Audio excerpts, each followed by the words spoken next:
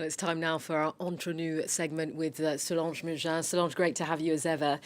Today, you're focusing on France's bid to put both cafés and bistros into UNESCO's intangible heritage list.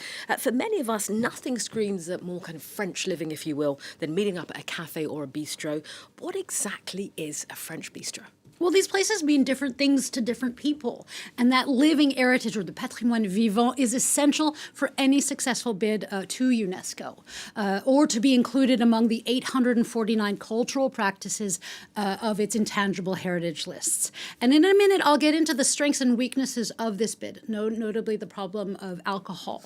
But there are some broad strokes about what these places are, especially if we dive into bistros and cafes history.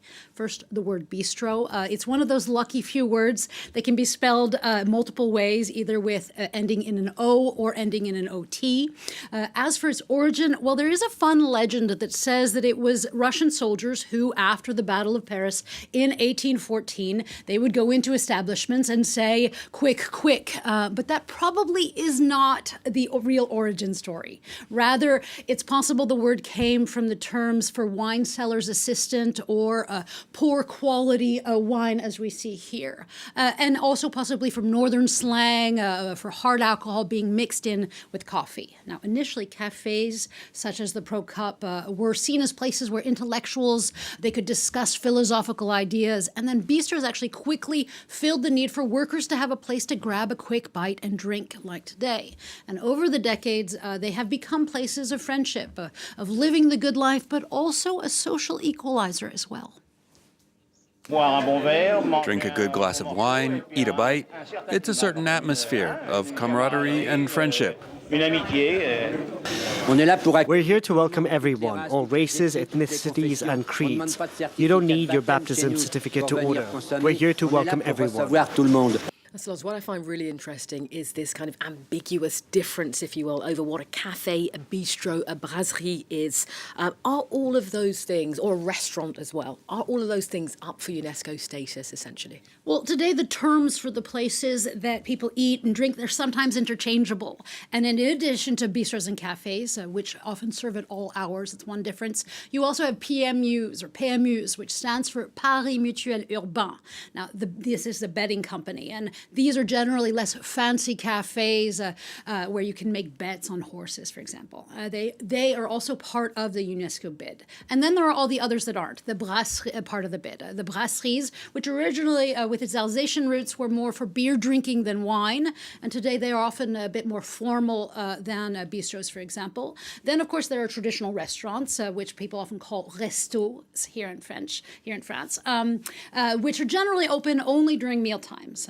Already the gastronomical ones in France do have UNESCO status. There are also bouillons, which are actually booming here in Paris right now. These are bigger places that often serve traditional basic fare at a lower cost. And then, of course, there is my favorite, bouibuis, or little holes in the wall places to eat. Now, all of these places are not part of the UNESCO bid. It is the Association of Cafes, Bistros, and PMUs that are trying to prove by December 2026 that they are part of France's living heritage.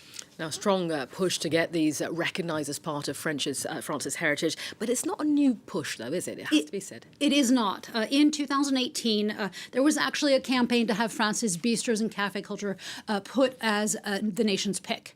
But the Culture Ministry chose to back other practices like baguette making, like zinc roofing in Paris instead.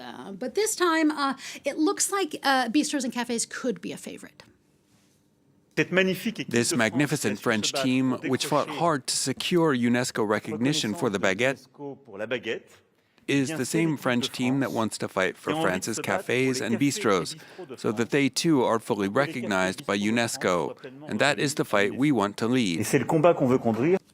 Now, above all, this is a very positive public relations push, as these things are. But Macron mentions that it is also a fight, and it is actually a twofold one. First, in regard to UNESCO, to prove that there is this vibrant cultural aspect to cafes and bistros, ones that are specifically French, and then there is this fight to safeguard these places. In France today, many argue that they are dying out. According to l'INSEE, in the early 1900s, there were 500,000 bistros and cafes in in France. By the 1960s, that number had halved, and today there are fewer than 40,000 left. And that tendency of places closing down is accelerating. Why? Well, people's habits are changing. They now have food delivered, drink coffee from machines at work, work from home. There's the rising costs as well. And then there's the huge decrease in alcohol consumption over the century. Well, Solange, you touch on alcohol there. This could be a spanner or not in the works when it comes to this UNESCO bid. Could it hurt it? Well, I wouldn't go so far as to say it would tank it because bistros are places where people drink and eat and lots of things. But we do have to keep in mind the weight of France's wine and alcohol lobby here. So by extension, this could be a push for that. However, there are other aspects with beneficial health and happiness factors too. There's the need to safeguard these places because these are places where people physically gather, and specifically places in this digital isolating age where people of all walks of life gather. An Ipsos poll found that 91% of French people find a need to create social connection. This need has become urgent. And another found that 75% of French people say cafes and restaurants are ideal places to do this. So overall, there is a lot of positive things to say about bistros and cafes, and how above all, they are an invitation to connect and enjoy life. Absolutely. Well, thank you very much. Shall we see you at the bistro this evening? All of that. Thank you very much, Solange. For more Entre Nous, you can be sure to check out our website at france24.com.